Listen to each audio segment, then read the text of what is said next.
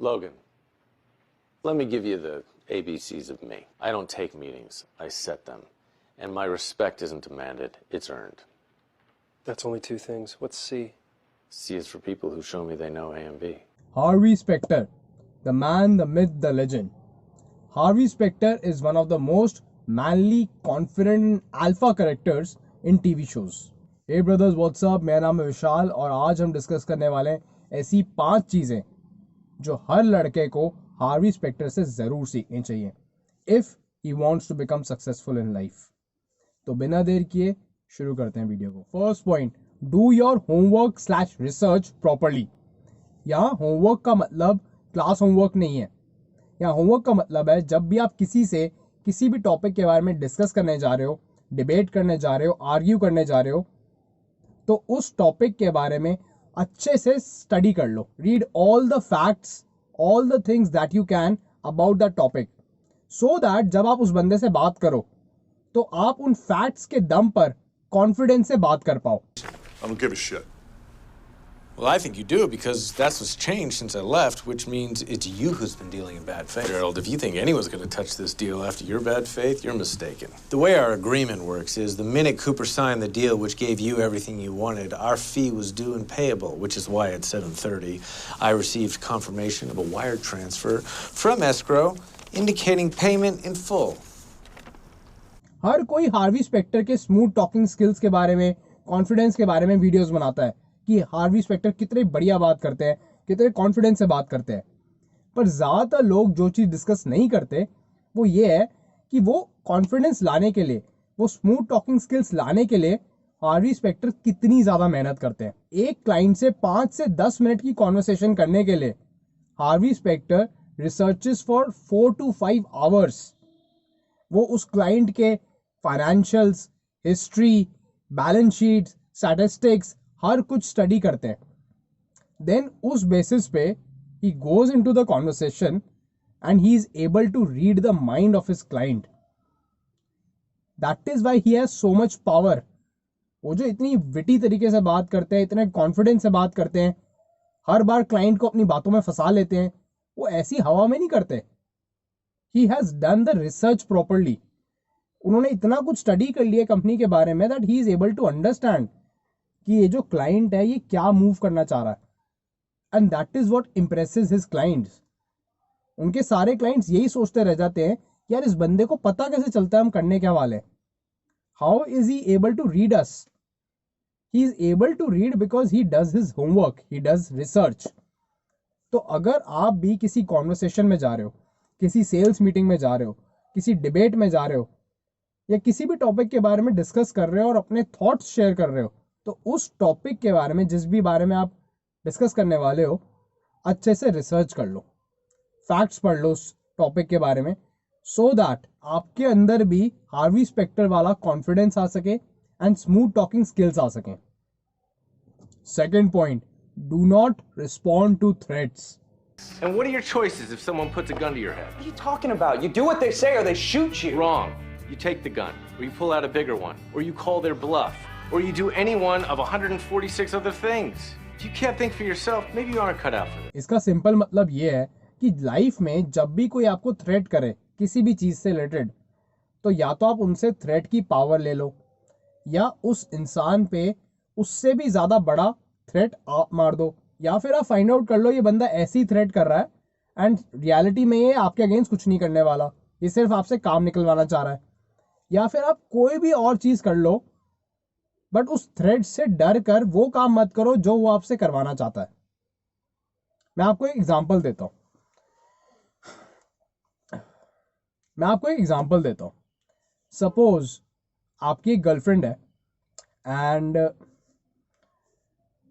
मैं आपको एक एग्जांपल देता हूँ। सपोज आप एक रिलेशनशिप में हो एंड एक पार्टी में आप गए, आप बिना अपने पार्टनर के, एंड उस पार्टी में by mistake you went with the flow and आपने किसी और के साथ कुछ फिजिकल कर लिया, और ये बात आपके एक दुश्मन को या आपके एक ऐसे बंदे को जो आपसे चिढ़ता है, उसने ये चीज़ देख ली और उसने उस चीज़ की फ़ोटो खींच ली। वो बंदा अब आपको थ्रेट करता है कि तू मेरे लिए ये काम कर, वरना मैं तेरी बंदी को ये फोटोज दिखा दूंगा कि तूने इस बंदी के साथ मेकआउट किया है या जो भी किया है। I will share the photos. वो आपको थ्रेट करता है। इस सिचुएशन में ज्यादातर लोग जो करेंगे वो ये है कि चुपचाप से जो वो बंदा बोलेगा वो एक के बाद एक काम करते रहेंगे और ये बंदा उनको बेवकूफ बनाता रहेगा कि मैं तेरी फोटोज अब डिलीट कर दूंगा या मैं अब दिखा दूंगा उसको। वो उनके दिमाग से खेलता रहेगा। बट अगर हार्वी स्पेक्टर इसी सिचुएशन में है तो वो पता है क्या करेंगे, या तो वो उनसे उस थ्रेट की पावर छीन लेंगे। कैसे? अपनी गर्लफ्रेंड को खुद ही बताकर कि सी आई मेड अ मिस्टेक। उससे होगा क्या, या तो वो उनको माफ कर देगी या वो उनको छोड़ देगी। पर अगर यही बात किसी और इंसान से उनकी गर्लफ्रेंड को पता चली कि उन्होंने किसी और लड़की के साथ मेकआउट किया है या कुछ भी फिजिकल किया है, तब तो डेफिनेटली वो छोड़ देगी। पर एक बार आप खुद बता दोगे तो उस बंदे पे वो थ्रेट की पावर नहीं रही, वो खत्म हो गई। It is finished. Second option आपके पास ये है कि आप उस बंदे पे और भी बड़ा थ्रेट मार दो। कैसे? आप उसके बारे में कुछ ऐसी चीज फाइंड आउट कर लो जो वो हमेशा छुपाता रहता है। किसी बंदे को उसके पीछे लगा दो जो उसके वो गलतियां निकालता रहे या उसके राज निकालता रहे। एंड जैसे ही आपको कुछ ऐसा पता चले जो वो किसी और को दिखाने में या बताने में बहुत डरता है, उसको उल्टा थ्रेट मारो कि अगर तूने ऐसा कुछ किया तो मैं ये चीज कर दूंगा तेरे अगेंस्ट। उससे वो बंदा वो चीज करेगा ही नहीं, बिकॉज वो बंदा खुद बहुत ज्यादा थ्रेटेंड है। या फिर ये भी हो सकता है कि सिचुएशन ऐसी हो कि ये बंदा सिर्फ ऐसे ही थ्रेट कर रहा है एंड अगर इसने सच में पिक्चर शेयर करी तो इसके खुद का नुकसान है। मतलब एक हाइपोथेटिकल सिचुएशन बता रहा हूं, हो सकता है इसका खुद ही नुकसान हो, पर ये आपको थ्रेट करने के लिए कर रहा है। सो आप उस चीज को अगर आपने फाइंड आउट कर लिया तो इनके मुंह पे बोल दो कि तू ये शेयर करने ही नहीं वाला, बिकॉज अगर तूने शेयर करी तो तेरा ये नुकसान है। Call out their bluff. वो ब्लफ खेल रहे हैं आपके साथ। या फिर ऐसी आप बहुत सारी चीजें कर सकते हो। उस बंदे को जानबूझ के ट्रैप में फंसा दो या उस बंदे के अगेंस्ट कुछ ऐसा कर दो जिससे कि वो बिल्कुल ट्रैप हो जाए, कुछ ना कर पाए। Now, who did you say you were again? Trevor's lawyer. Trevor didn't mention lawyer. He doesn't know he hired me. Open the briefcase. Where's the goddamn money?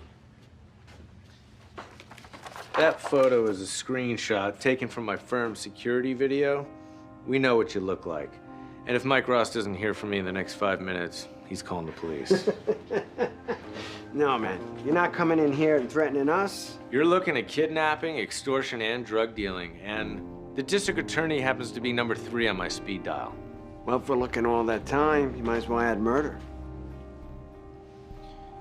I got a better idea. Retainer agreement. If you sign right here, you'll become one of my clients. And I won't be able to testify against you even if I wanted to. What about the money? This envelope contains $10,000. Consider it a down payment on Trevor's debt. Only here's the thing. I don't do pro bono work. And my retainer agreement requires a down payment of $10,000.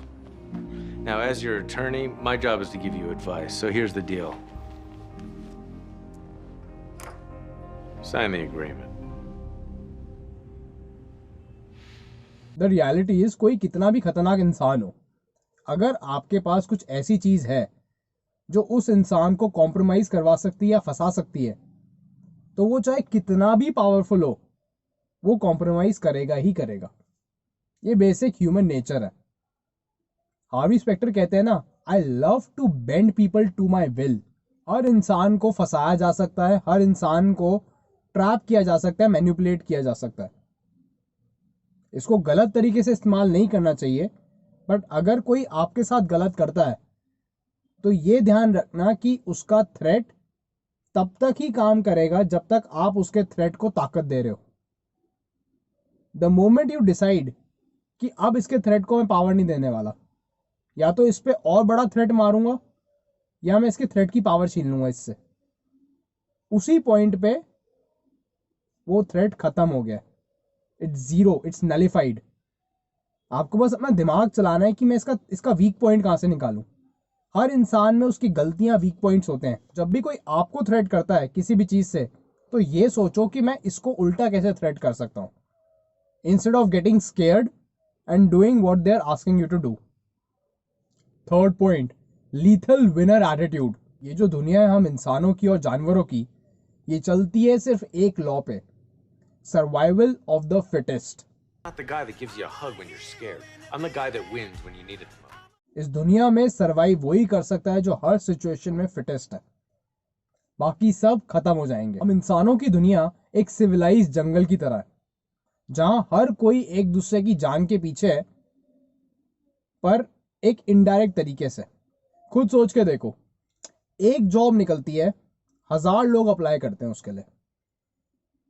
College की 500 से 1000 seats के लिए लाखों applicants होते हैं। हर जगह इतना ज्यादा लीथल कंपटीशन है कि आपने जरी सी भी चूक करी और कोई आपकी जगह खा जाएगा। Life is this. I like this. That's not me. Well, if it wasn't me, you wouldn't be here. So if you want this to stop, all you gotta do is tap out. यही same चीज जंगल में होती है, फर्क बस ये है कि वहां पे खून खराबा होता है और यहाँ पे नहीं होता। अदरवाइज हम इंसान भी प्योरली एक जंगल में रह रहे हैं, जहां हर कोई एक दूसरे का दुश्मन है, और यहाँ पे सरवाइव वही कर सकता है जो सबसे बेस्ट है। इसीलिए हार्वी स्पेक्टर से जो हमें इस चीज सीखनी चाहिए वो ये है, lethal winner attitude. I have to win no matter what. और इसमें विनिंग इज नॉट ऑलवेज कि मैं रेस में दौड़ रहा हूं, मुझे फर्स्ट आना है। हियर विनिंग इज मैं अपना इंटरेस्ट देख रहा हूं। अपना इंटरेस्ट देखना बहुत जरूरी है इस दुनिया में, वरना दूसरे लोग खा जाएंगे तुम्हें। किसी को किसी से कोई मतलब नहीं है। पहले अपने इंटरेस्ट के बारे में सोचो, पहले अपने सर्वाइवल के बारे में सोचो, उसके बाद दुनिया की मदद करना, उसके बाद दुनिया में लोगों की और मदद करने में, सर्वाइवल करने में हेल्प करना। और पहले अपने बारे में सोचो, क्योंकि अगर अपने बारे में तुम खुद नहीं सोचोगे पहले, तो कोई तुम्हारे बारे में नहीं सोचने वाला। Nobody is gonna give a damn about you अगर तुम खुद अपने बारे में नहीं सोच रहे। और हो सकता है आपको ये मेरी बात खराब लग रही हो, पर अपने आसपास देखो, हर जगह यही हो रहा है। स्कूल्स में, कॉलेजेस में, जॉब्स में, हर कोई दुश्मन है एक दूसरे का।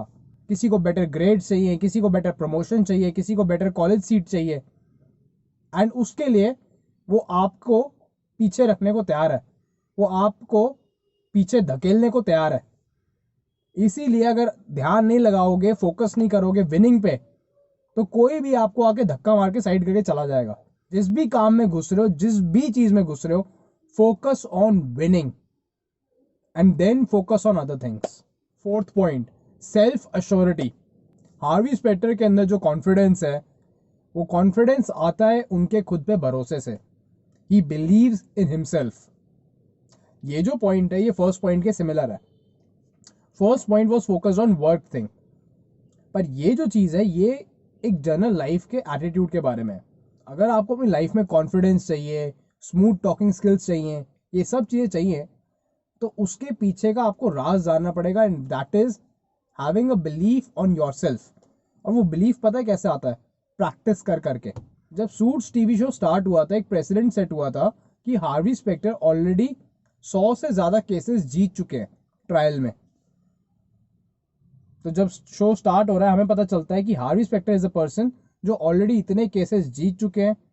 ही is the best closer in Pearson Hardman. तो that is the reason why Harvey Specter is so confident. वो इतने कॉन्फिडेंट बचपन से नहीं थे कि वो बचपन में पैदा हुए, सीधा एक लॉ फर्म में गए and he is the best person there. No, he used to work so hard so that वो अपने कॉम्पिटिशन से बेटर हो पाए, एंड वो एक के बाद एक ट्रायल जीतते गए। जैसे जैसे वो ट्रायल्स जीतते गए, केसेस जीतते गए, उनका जो कॉन्फिडेंस है वो बढ़ता गया। तभी अब जो हम हार्वी स्पेक्टर देखते हैं, ही has so much of confidence, he talk so smoothly.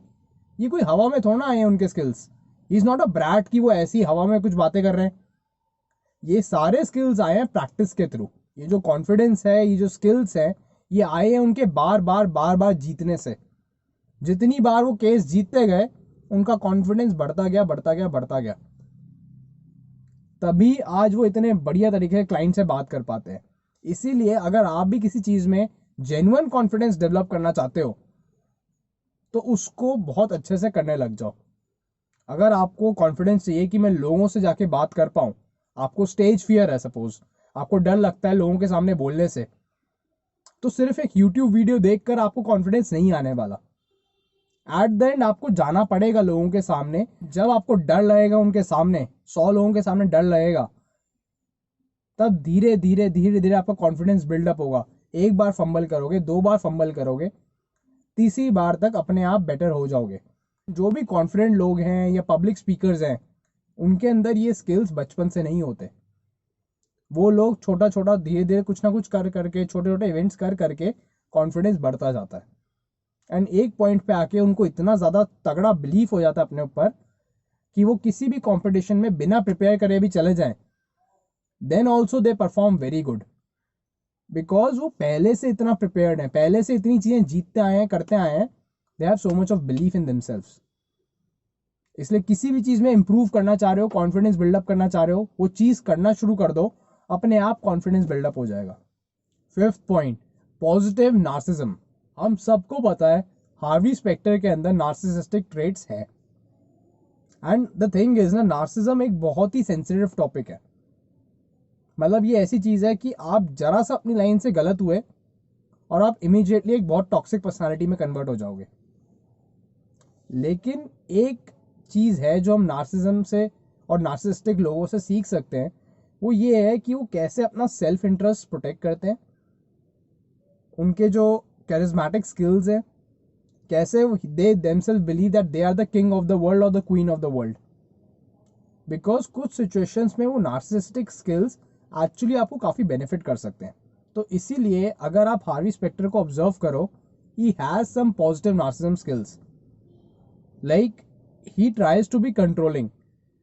वो ये सोचते हैं कि जो भी उनके आसपास है, he is a sort of owner of them, but he is not on a toxic and कि वो उनकी लाइफ खराब कर दे।